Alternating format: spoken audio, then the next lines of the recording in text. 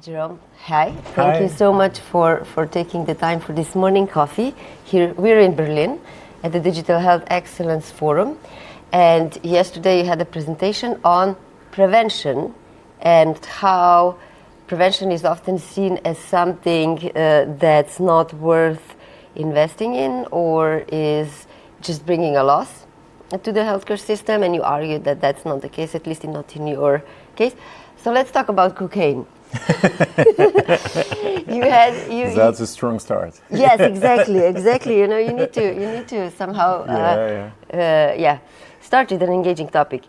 So the reason I said that was because your talk was about how habits are something that we can influence most and are most important for prevention, but habits are also something that people don't want to share or don't want to be honest about in their discussions with doctors. When you're asked about how often do you drink alcohol or do you take drugs, people won't be honest.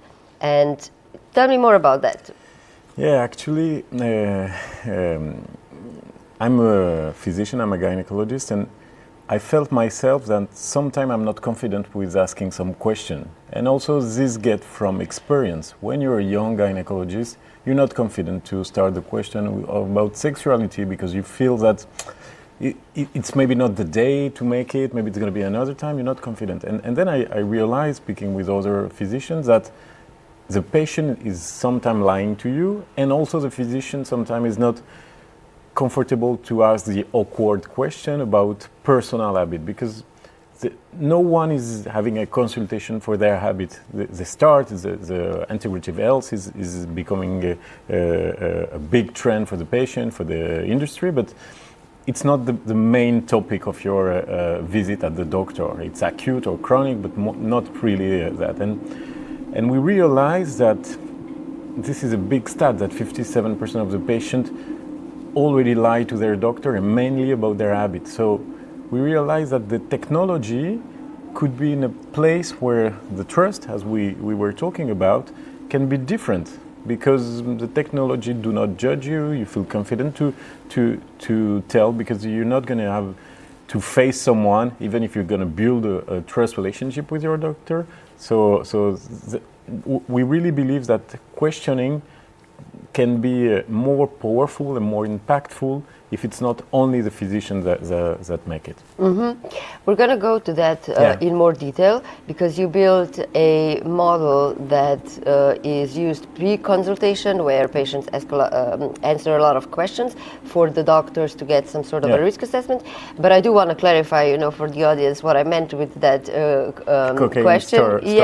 Why is that important? Why did you mention that? Because there are many what I call the dirty talk or the dirty question that we're not asking. So, for example, for addiction, on a daily basis, a physician will not ask if the patient is consuming drugs or cocaine.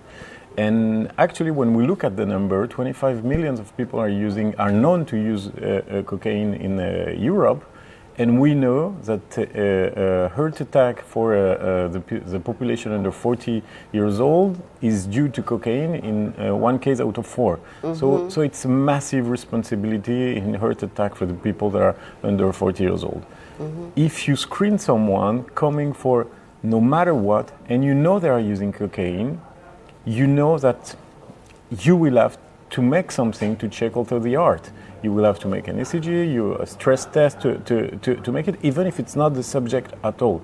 And this is a part of prevention. And of course, there are many examples. I took this one to be shocking, and that the people realize that there are little questions that can affect the way we're going to screen you, the way the physician will follow you. If you never talk about it, okay, there are a chance that we will do nothing for your heart till you'll get 50 years old, but you are at a higher risk because you've been doing it. So trying to understand what are the risk factors, it's not a big deal if you have the help. Most of the time, the issue for analyzing the risk factor, it's not genetic, it's time that we don't give to the patient to listen to them. Mm-hmm.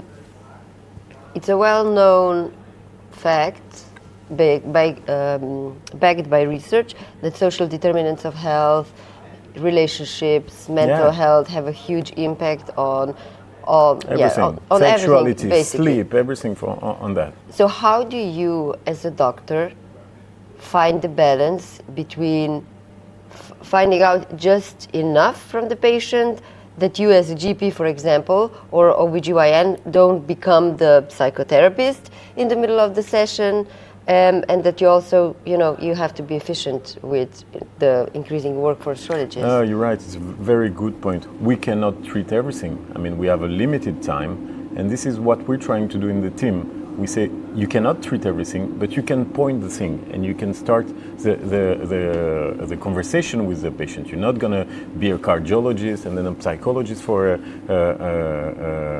every patient, but just having the time to tell him this is a priority. Maybe we're going to organize him. This is very helpful and very impactful to make it. And we cannot become all super expert and super doctor or in every specialty, but just organizing the patient journey on what is his top priority regarding his personal risk factor. For me, this is prevention, and this is not easy. It's usually not easy to make it. I mean, when you look at other industry, it's very simple. It's called CRM. You have a need, you know where the customer is and what he will need next. I mean, there is so much intelligence that are pushing the need for customer.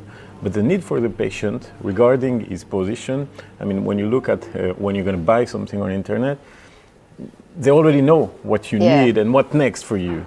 And in medicine, actually, we could know that you are this kind of person. We have enough data, enough ability. It's not, and really, I'm really humble about the text that we put. It's simple, It's not. Yesterday, I was impressed. There are people that are doing so huge development and impactful and blockchain that are solving big problem, but with this concept of POP, personal opportunity of prevention, we change the way we receive the patient. We consider that every time that you see a patient, there are an opportunity.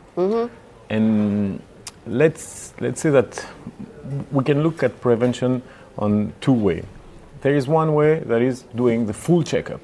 There are centers that are doing it. In the US, it's more charge a lot. They do the longevity screening, and yes, the issue is, I'm not going to judge or people that want to make it, but this you cannot have a public impact on public health. I mean, it's really a niche to make it. Yeah.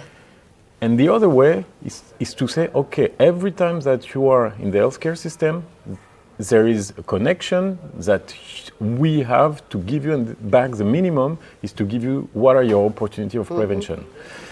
And it's actually like when you go to Amazon, you buy something, and they tell you what the other have been buying because it's great. So you come for that, but you're the kind of person that is not sleeping well, that have a family story of other cancer. You should also do it.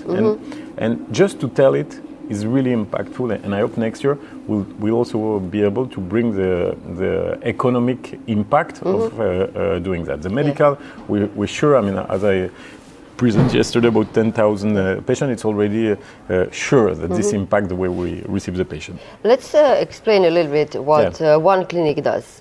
You're a private provider. You offer specialist care from gynecology, infertility, cardiology, dermatology. How do you fit inside the French healthcare system? How are you reimbursed? Do patients pay out of pocket? Just to understand that, and then we're going to focus on the questionnaire and how to actually, capture all the things that patients have to say in an efficient way. Yeah, so we're a private group of physicians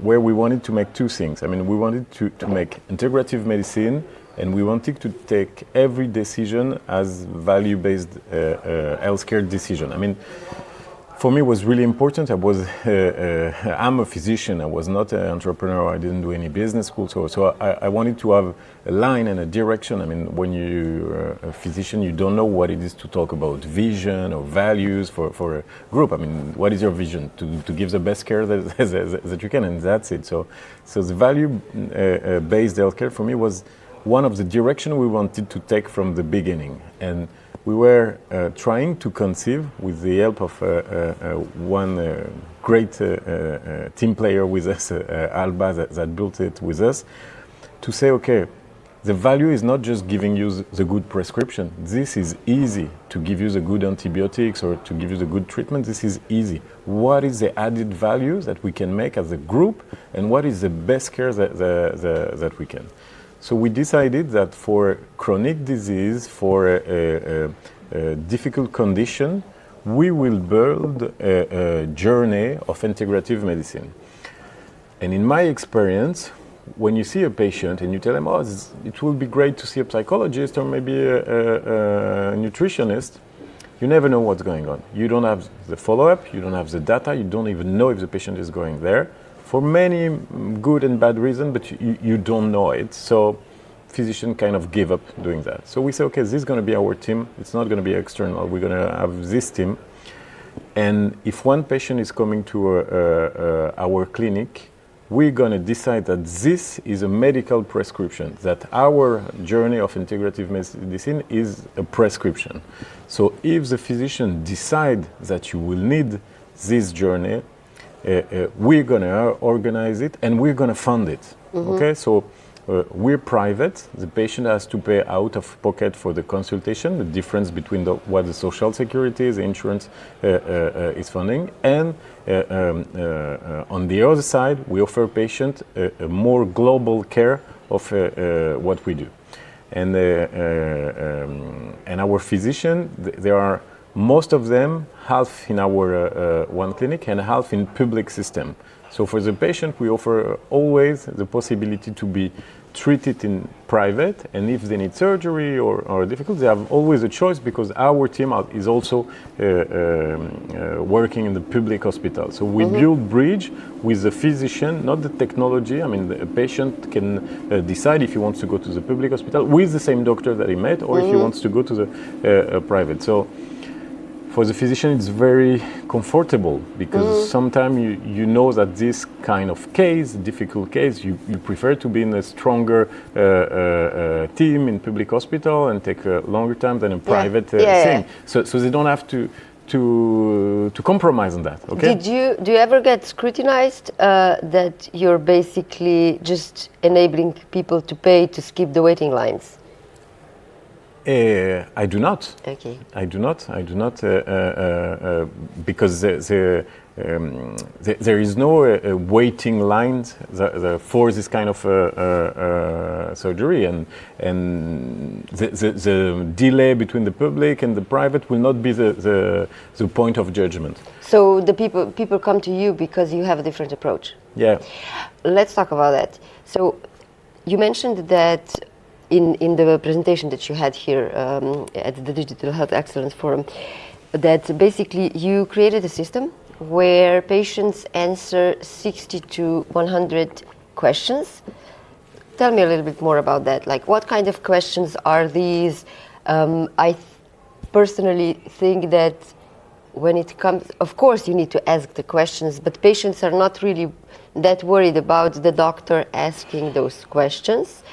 They're more worried about where the answers are going to land, and is their next employer going to see that somehow, or what if there's a data breach and that data gets leaked. So tell me more about the questions and the outcomes that you get out of those questions.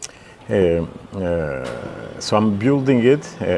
Before doing one clinic, I built a company of just telehealth. I co-founded a company of telehealth, and I reached a point that just digital was not enough. Okay, so I stopped this. My friend continued the company, and after 3 years, he ran this company. I ran the physical company, one clinic, and we're like, we didn't manage too much what is the phygital. I mean, there are parts that you are not doing that we have to do again.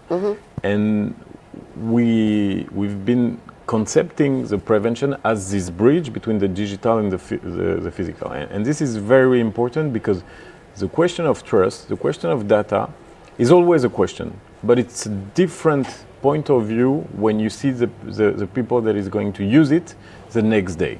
So, so it was very different approach from that. I mean, we have the same level of cyber, and we do all their GPD and everything, but the trust that you have because you're going to see someone is very different. And if you're not confident, you can ask the next day to delay the data. You'll be in front of the person to make it. It's not that you send an email to erase your file. So it's very, so far, maybe it's going to change, but so far it's not our main issue of adoption. It's more the time that you have to fulfill the questionnaire. So actually we look at what are the main easy topic that can impact the global health. So there are the cardiac, the habit, the addiction, the sleep, the sexual, the social, the activities, and all the family risk factors. So when the patient is having a consultation, we ask him to fulfill it. And regarding his answer, we're gonna establish a profile of risk factor. And in medicine, there are prompts, patient-reported outcome, and there are also risk factors that every specialty are used to use to take decision. But not every physician know what is the best score that the cardiologist is using to know if you need a stress test or not. But it's just a question of sharing the knowledge. I mean, you are in consultation, you will know not your GP, you will not look for what is the best score for that and I will fulfill it. So we do the job before. And we help every physician to have access to this risk factor that are usually used in a daily basis by other specialists. So when you receive your patient, he already had fulfilled a questionnaire. Regarding his answer, we're going to ask him another set of questions to be more in detail of what need for the patient. And the physician, when he will open his interface, he will have the risk factor and the need and already a plan of what is the preventive strategy regarding this personal situation. And it's a full plan with the objective, what are going to be the difficulties for you, because... Can you give me an example? So let's say I come in because I have a mole that I'm interested in, I fill out this questionnaire. What happens next? You figure out that I don't have healthy habits. Like, how do you approach the... I'll give you the last patient that I had because I think it's a easy one. I had a patient coming for urinary infection. Okay, simple consultation. Of course, you do prevention because you explain how to avoid the next one, what are the things that she has to do for drinking, the antibiotics, if she had fever. So you explain everything, but it's a short and easy consultation. And my value as a senior doctor is not any better than a resident or anything. It's a common and classic fast consultation. This patient came and she was 40-something. When I opened the interface, that she already answered all the questions, I realized that she had difficulty to sleep. She had mild obesity, and she had a family history of heart attack. I'm not expert at all in sleep risk or whatever. So the solution, ask her the next question to calculate what is called a bank score to know if she has a risk of discharge of oxygen during the night. And it was very high, but I don't know anything about the oxygen for the sleep, and I'm fine with that. But then I have it that pop up when I receive her. So I'm like, okay, have you already consulted for that? And she was shocked. She was like, oh, I'm coming for urinary infection.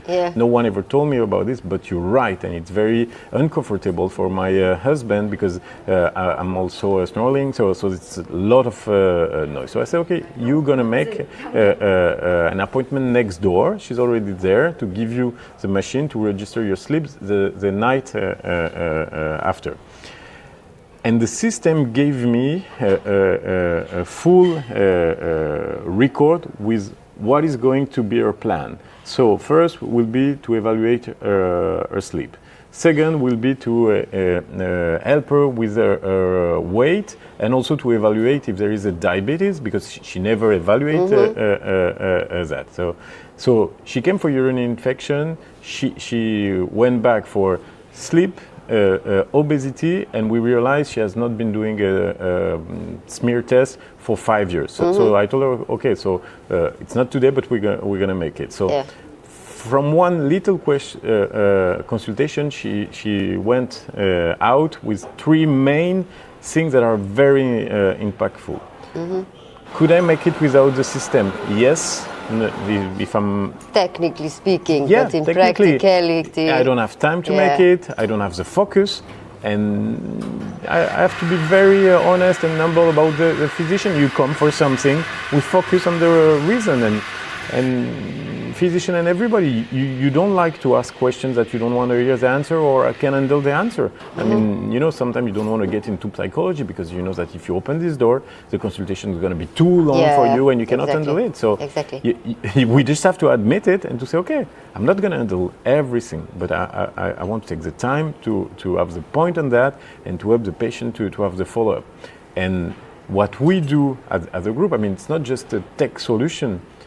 When she went out, we're like, okay, we're having also the sport for metabolism. So you will have a sport session that is organized and funding, and it's once a week that you will come for that to see which kind of sport you can do. We have a team group with a nutritionist that you will also come once. So she was really, and she's talking a lot about the experience, and she's like, okay, I never thought a urinary infection could bring me so much good about that. The general health, Yeah, and she received a file with all the objectives and what are the difficulties, because she said that she has been trying to lose weight, but she never had the motivation and she cannot do sport. Yeah. So we're like, okay, so we're gonna help you to know which kind of exercise you can do. So it's really the full integrated approach. Yeah.